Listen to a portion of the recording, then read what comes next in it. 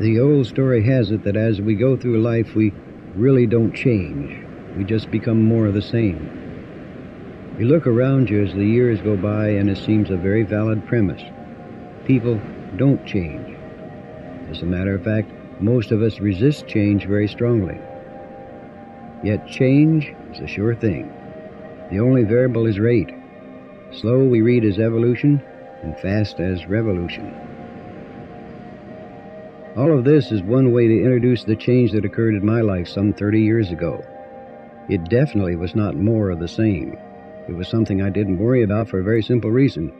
I didn't know it existed. There is still some discussion as to whether it was accidental or evolutionary in my case. Certainly it was revolutionary for me. Now, after many years of living with the change and exploring it, the very least I can be sure of is it didn't harm me. The most I can say is I don't know of any other facet of human existence that can produce such a broad scope of knowledge and experience. Yet it remains relatively ignored in our present cultural context. What is it? I'm sure you already know. We call it the out-of-body state. Back in 1958, when it first began to happen to me, it was called astral projection. The label felt uncomfortable to a psychologist friend and to me too. It seemed too occult, too 16th century. So we began to call it the out-of-body experience, or OBE. It fit better in the double speak of the late 20th century. No respectable researcher or scientist would be caught fooling around with astral projection, but just maybe out-of-body might slip through. Also, it was graphic and to the point. The out-of-body is a state of consciousness where you are distinct and separate from your physical body.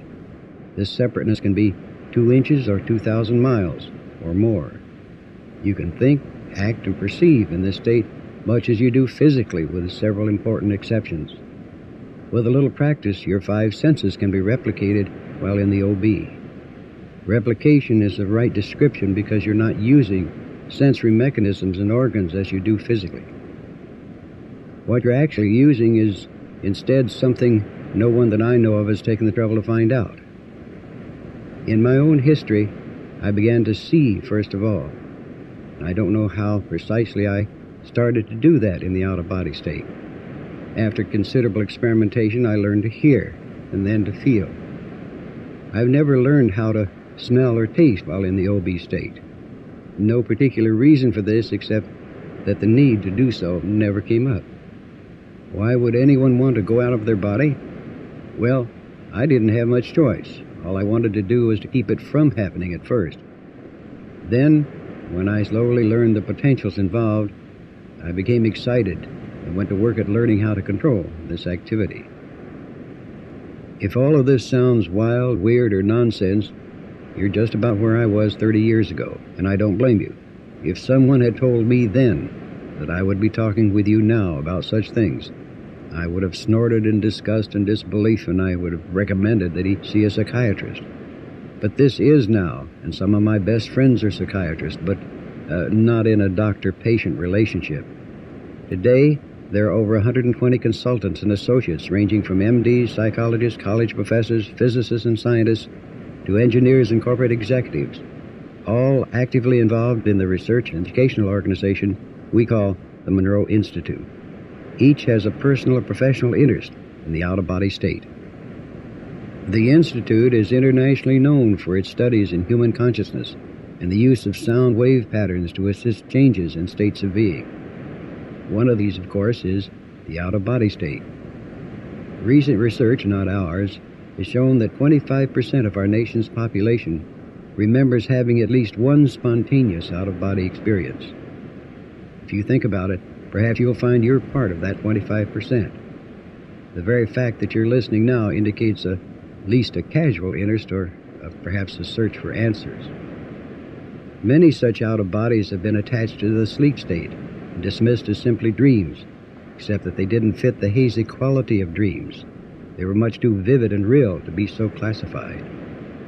Other spontaneous OBs have occurred under anesthesia during surgery, where the patient found himself some 6 or 8 feet above the operating table and later reported what he saw and heard from this vantage point.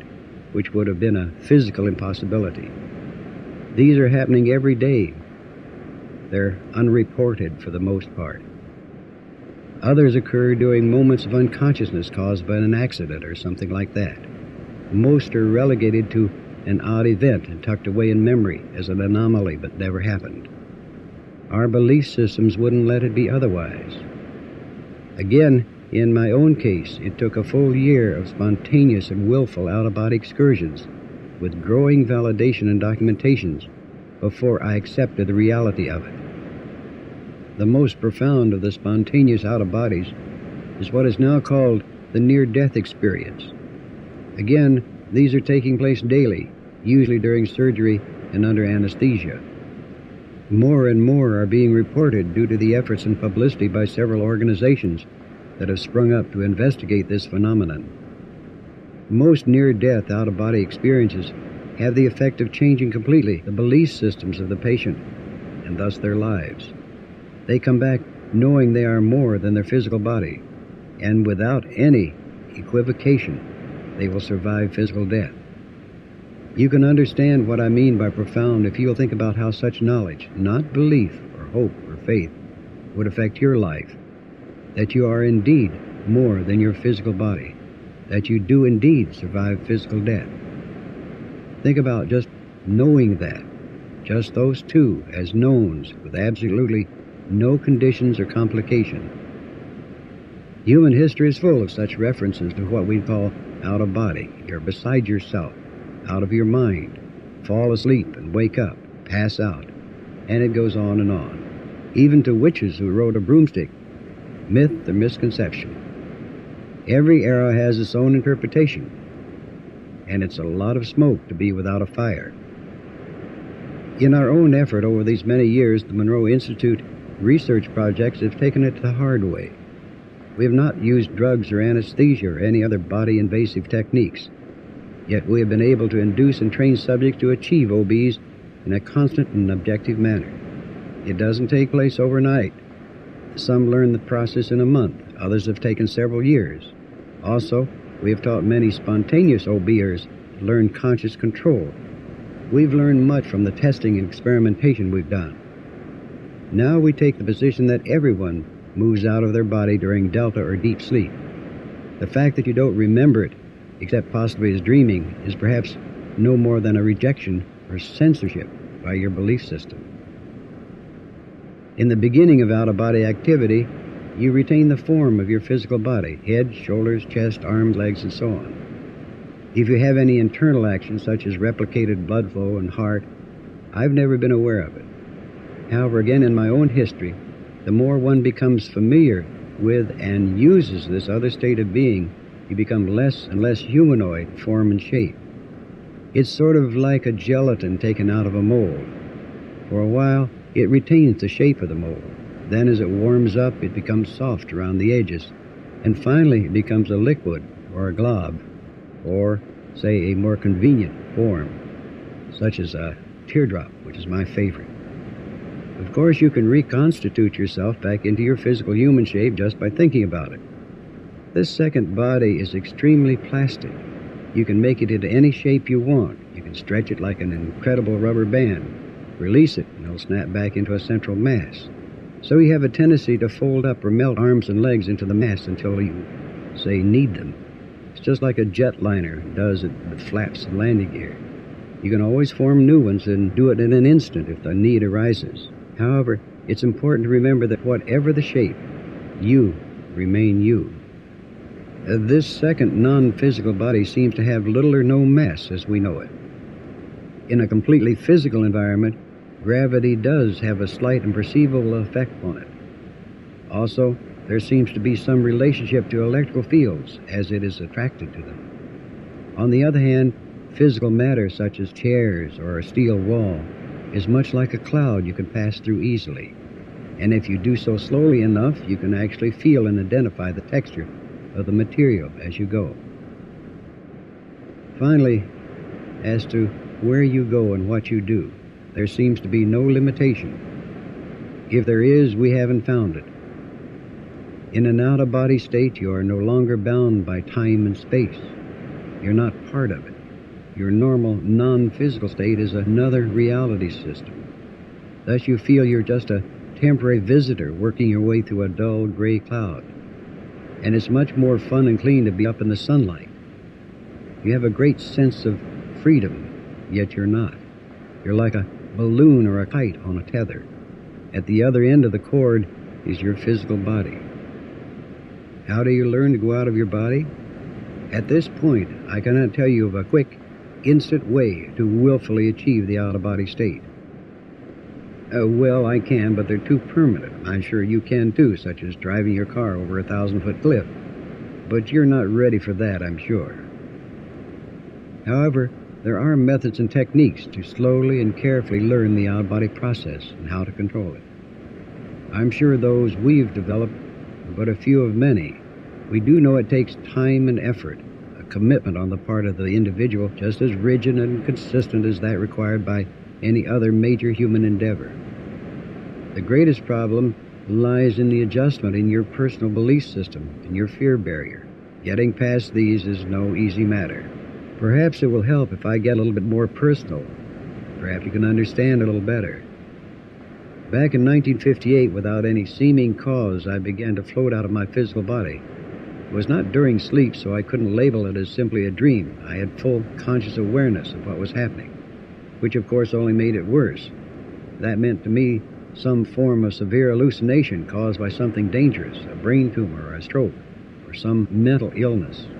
At the time, I was in reasonably good health, had no major problems or stress, just an ordinary guy doing ordinary things. I owned several radio stations, had offices on Madison Avenue in New York, home in Westchester County, and not the least, a wife and 2 small children. I was taking no medication, used no drugs, and drank very little alcohol. I was not particularly involved in any religious activity, nor was I a deep student of philosophies and Eastern disciplines. The point of all this is to show how completely unprepared I was for such a radical change. Perhaps the best way to convey what is meant by the out-of-body experience is to describe that first time it happened to me. For some weeks I had encountered a strange sense of vibration, which I felt when I lay down for a nap or for a night's sleep. It didn't take place every time, but often enough to give me concern. When I felt the vibration begin, my body became paralyzed and I couldn't move, and it took tremendous effort to sit up. And when I did, the vibrations faded away. I went to my doctor about it, and after an examination, he couldn't find any reason for it, and he sent me home with some pills to help me relax more. Like most of us, I didn't take them regularly. I either forgot about it or they made me too dopey or sleepy. Finally, I stopped fighting the sensation, saying to myself, if it's going to kill me, let it happen, let's get it over with. So the next time when I lay down and the vibration surged into me, I just lay there and waited for something to happen. The sensation simply faded away after about 5 minutes. After that, I simply waited for the vibrations to get through their cycle. Then I would go to sleep. I stopped worrying about it. They were like hiccups. You don't concentrate on them and they go away. Then, on a Friday night, I went to bed early so I would be fresh on a Saturday. I was to leave early in the morning to go over to a place called Wurtsboro in New York, to fly gliders, or to be more exact, sailplanes. A cold front had come through, which meant there would be strong northwest winds and a clear day, and that meant good soaring on thermals. When I got into bed and settled down, the vibrations came and I began to wait them out so I could go to sleep. As I was lying there, I thought how nice it was going to be the next day, soaring, and how good it would feel when a strong thermal lifted you upward smoothly and easily. And I just lay there thinking about all these wonderful gliding prospects. After a few moments of such contemplation, I felt a bump against my shoulder. And I turned and looked, and I found my shoulder bouncing against the floor. My first thought was that I had fallen asleep and rolled out of bed. Then I suddenly realized that it couldn't be the floor because there was a rug on the bedroom floor. Also, not far from me was what looked to be a fountain sticking up out of the floor. This was certainly a strange dream, I thought, and then I noticed that there was something familiar about the fountain. It wasn't a fountain, it was a light fixture, a chandelier, and if it was a chandelier, I was upside down. and if I rolled over, I might see what this was all about. And so I did. And sure enough, there was our bed down below me, and there was my wife lying in bed asleep. And there was someone in the bed with her, also asleep. I remember wondering with amusement, whom would I dream to be in bed with my wife? And then I focused on the man's head, and that's when the shock hit me. It was my face. I was in bed with my wife. And what was I doing up against the ceiling? I was absolutely sure of the answer. I was dying. This is what it was to die, and I didn't want to die. I panicked, and in frantic terror, I swam and clawed my way through the air back to the bed and my body, and somehow snapped back inside. I sat up in bed and in the dim light looked up at the ceiling and the chandelier and slowly calmed down as best I could. The vibrations didn't come back for the rest of the night, nor did any sleep. In the morning, I didn't go gliding. I did what I'm sure you would have done. I made my doctor friend see me on an emergency basis. He immediately recognized the seriousness of my anxiety. He even recommended hospitalization. But he couldn't find anything physically wrong with me, so he gave me some more pills, and I went home. This time, I took the pills. After several more times floating over the bed, totally uncontrolled, pills or no pills, I went back to my doctor for help. I was deeply worried or deeply frightened. I was so sure of two things. One, that I wasn't the psychotic type, and two, that our body of science, including medicine, had the answers for everything. Maybe not the cure, but at least a good, solid opinion. It had to be something physical that was causing the hallucination, like a brain tumor. My doctor friend saw immediately the depth of my fear and put me through a complete and extensive exam, the whole thing. Blood tests, fluoroscopes, x-rays, the works. The results were negative, much to his surprise and, well, same surprise to me. He finally sent me home with another set of pills and to call him if the thing persisted. As for me, I was tremendously disappointed. I was sure there would be a reasonable answer or a good opinion based on previous scientific research or studies. But there was none. No recognized and acceptable authority on the subject. The only recommendation I received was 5 to 10 years of psychotherapy. More, those I talked to were not even particularly curious, polite, but that's about all. Western civilization, in which I was an active participant and believer, had let me down. It was a very lonely moment. After about the 10th OB experience without any effects other than my own terror and fright, I suddenly realized the obvious. It wasn't going to kill me. The thing itself actually was not going to kill me. And whatever else, I just might not be hallucinating, because, like the chandelier from the ceiling perspective, I was getting small bits of verification that were useful only to me. From that moment on, I stopped being afraid of going out of the body. That's not to say I didn't later encounter some very fearsome situations. I did. But after that, it was a simple need to get the thing under control, to somehow first learn to stop it when I wanted to, and then to learn how to start it if I felt like it. I began taking careful notes, attempting to be as objective as I possibly could. The record-keeping might help me review what was happening. Also, to gather information and help in some form of testing, we set up a research and development division in a corporation privately owned by me and my family. This eventually became the Monroe Institute.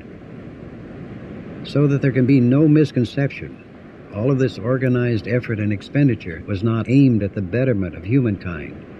It was not set up to prove to the scientific community and the world at large that there truly was such a phenomenon as the out-of-body experience. Thus, no academic papers of our work appeared in any scientific journals.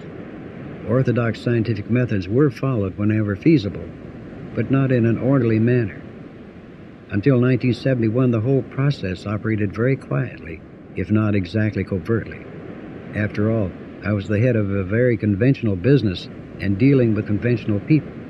I was sure any public revelation of my secret life activity would bring an adverse effect on my ability to conduct such businesses. In retrospect, I still believed it was good reasoning. Thus, the original purpose was solely to solve my own personal and urgent needs, to learn how to control and understand what was happening to me. I was the one who needed help. So the motive to learn and investigate was personal and selfish, not profound or idealistic or noble. I offer no apology for this simply because I was the one who was paying the bills. I will admit to one thing. Once the fear was gone, it was replaced by something equally demanding. I got curious and a little less lonely. The adventures of those early days and the incidents and activities that took place back then appear in detail in my book, Journeys Out of the Body, which was first published in 1971 by Doubleday and is still in print and in the bookstores. I think that perhaps I ought to acquaint you with our position as to reporting of my out-of-body activities and other events, as well as our related research. We attempt to tell it like it is. We try to strip away any myths, religious beliefs, conventional ethics, morality, and other factors that might distort the picture.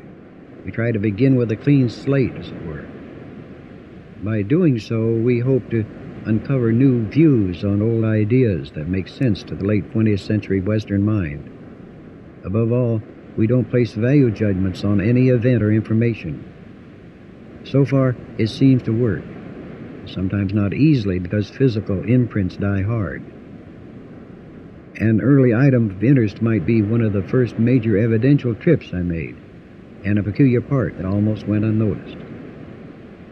A psychologist friend, Foster Bradshaw, who lived several miles away, began to work with us as a consultant, and we had a standing agreement that whenever I felt like it, I should try to reach him during an out-of-body state. One weekend, I called to find Brad sick in bed with a cold, and after hanging up the phone, I decided it would be an ideal time to try it. I knew where he was, and I knew the direction of his house, so he should be an easy target.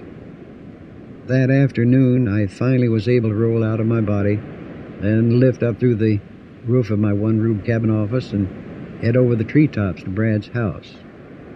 I finally got there, and I went through the wall into his bedroom, and to my surprise, he wasn't in bed, and nor was he in the bathroom. I went back outside, out through the wall, to be sure I had the right room.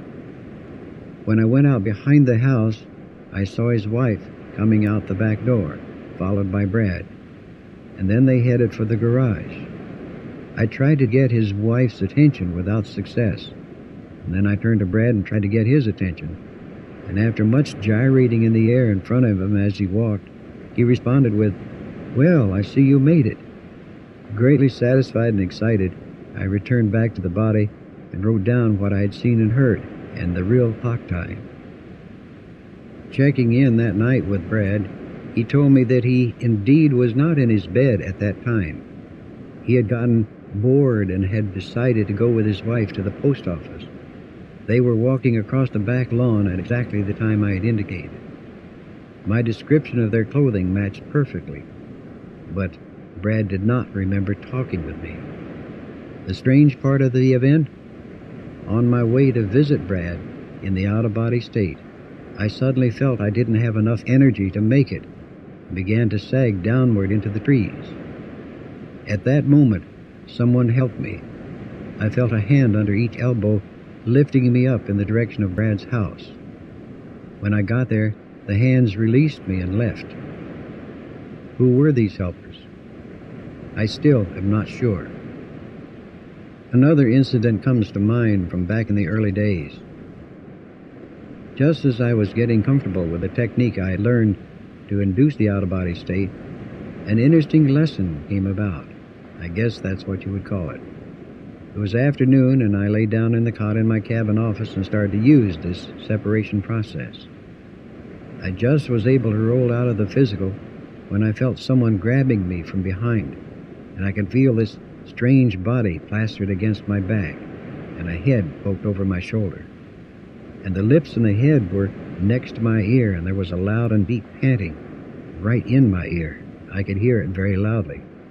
I immediately reacted. Some monster was trying to take over and get into my body. I turned and slipped back into the physical as fast as I could. I sat up and looked around. There was nothing unusual. Everything was the same, and no sign of the monster.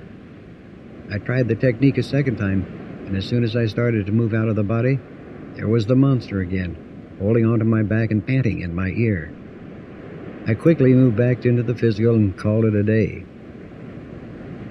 The next morning, after 3 more attempts to get out of body by this method, and still finding the monster on my back, I got angry. Who is this character that thinks he can interfere in my life? So when I rolled out of my body again, and there it was, on my back, groaning, head over my shoulder, I reached back and tried to pull it off. My hand touched the face, and then the chin and the cheek, and they had whiskers. Whiskers, that meant a male, and I didn't like the idea of a male hanging on to me like that. I slipped back in the body and tried to figure out how to get rid of it. As I sat there, breathing heavily from the excitement, I happened to rub my hand across my physical chin. Then it all clicked into place. I heard myself panting and rubbed the whiskers on my chin, sitting there in my physical body. Then I laughed. That's real paranoia, afraid of my own physical body. I checked it out. When I altered the breathing pattern of my physical body just at the point of separation, so did my monster. And finally, to prove the point, I went up into the bathroom, took a very clean shave, then came back, lay down, rolled out of my body slowly and checked. My monster's chin was smooth, and it faded away as I moved further from my physical. So much for my dangerous monster. In those early turbulent days, we finally moved to set up some kind of program that would develop conscious control of the out-of-body process. If no one really knew anything about it from a causative aspect, we would take the route of investigating what we had first, namely me, and go on from there. We, meaning a friendly psychologist, a curious physicist, and an indifferent electronics engineer, we put together a modest research facility on the land back of my house in Westchester County. There was some 30 acres in which to hide it, so the distant neighbors never knew it was there. As my career had been in sound, the production of network radio programs and music principally, we started with this base, and it was in this lab back in the woods of Westchester that we first began to use sound to affect brainwave patterns in a human, and thus his mental and emotional behavior. We learned that we could help people go to sleep and stay awake, for example. We focused upon the sleep area because the out-of-body states seemed somehow related.